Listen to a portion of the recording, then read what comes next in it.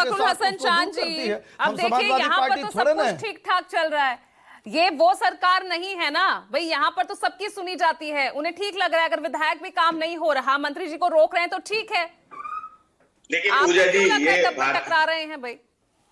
Bharatiya Janata party तो T वाली party है, ठाकुर पंडित बनिया। लेकिन अब उनमें से भी पंडित तो बनिया वो इनको छोड़ के चले गए, तो बची क्या? टी पार्टी, टी सीरीज वाली पार्टी। इनकी सारी योजनाएं, इनके सारे काम टी सीरीज के लिए हैं पूरे उत्तर प्रदेश में। इसलिए पीडीए की बात और पीडीए की परिभाषा हमें एसएन सिंह साहब या उनके दल से नहीं सुननी। सवाल आज अब भारतीय जनता पार्टी पे था, आपके मंत्रियों पे था कि आपके मंत्रियों को आपके विधायक घेर रहे हैं, लेकिन आप सवाल समाजवादी पार्टी से पूछ रहे हैं। 2024 में अभी उत्तर प्रदेश की जनता ने आपको पीडीए का मतलब बहुत अच्छी से समझाया है, बहुत अच्छे से। शायद आपको समझ में नहीं आया। उसके बाद ही जब 2024 आप हारे तो आज आप मंत्रियों की बात कर रहे हैं। भाई हमने कब रोका था कि ब्रजेश पाठक जी कैबिनेट की बैठकों में ना जाए, केशव प्रसाद मौर्य जी वो कैबिनेट की बैठकों में जाए? आप तो हारने के बाद कैबिनेट की बैठकों से भागने लगे थे।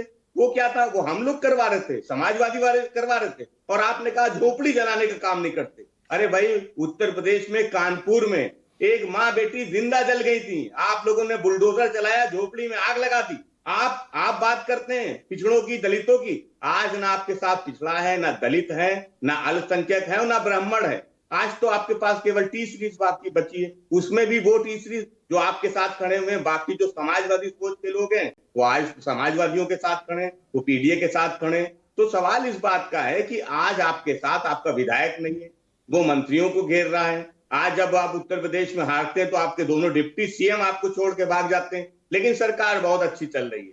उत्तर प्रदेश में आपने केवल समाजवादी पार्टी को बदनाम किया है। अयोध्या के समाजवादी पार्टी के नेता को सदन में खड़े होके मुख्यमंत्री जी ने कहा, पूरी पार्टी ने कहा, बड़ी बड़ी डिबेट हुई। आज आपको साफ सूंघ गया है। आज न्यायपालिका ने उन्हें दोषी निर्दोष साबित कर दिया। आपने तो उनके घर पे बुलडोजर चलाया था। आप तो समाजवादी पार्टी के नेता, समाजवादी पार्टी के नेता कह के जैसे अभी बदनाम करने का काम कर रहे हैं, जैसे अभी साजिश करने का काम कर रहे हैं, उस समय भी कर रहे थे।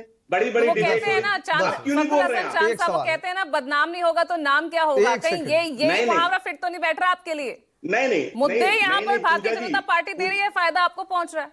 नहीं पूजा जी, मुद्दे भारतीय जनता पार्टी दे नहीं रही है। हम लगातार पिछड़े दलितों की बात कर रहे हैं, अल्पसंख्यकों की बात कर रहे हैं, उस वंचित समाज की बात कर रहे हैं, उस पीड़ित समाज की बात कर रहे हैं जो भारतीय जनता पार्टी से परेशान है। वो फिर चाहे उत्तर प्रदेश का दलित हो, पिछड़ा हो, अल्पसंख्यक हो, वो चाहे ब्राह्मण समाज हो। आज आप देखिए कि भारतीय जनता पार्टी सबके साथ नाइंसाफी कर रही है। इसलिए ये भारतीय जनता पार्टी के लोग पीडीए से निपटने के लिए खुद ही यूजीसी ले आते हैं, स्क्रिप्ट तैयार करते हैं। पहले यूजीसी लाते हैं, उसके बाद उबाल लाते हैं, सड़कों पे बवाल होता है, न्यायपालिका में खुद ही लोगों को भेज देते हैं। वहां भी इनके जो सरकारी वकील होते हैं वो मुंह पे टेप लगा के वहां पहुंचते हैं, खामोशी से खड़े रहते हैं। यूजीसी वो मुंह पे टेप लगा के खड़ी होती, खामोशी से खड़े होते हैं। इनके मंत्री मुंह पे टेप लगा के खामोशी से खड़े होते हैं। न्यायपालिका जो आदेश कर देती है हाथ जोड़ के खड़े रहते हैं। ठीक है, मैं एक बार अपने सहयोगी ऋषिकेश के पास जाना चाहूंगी। आपने यूजीसी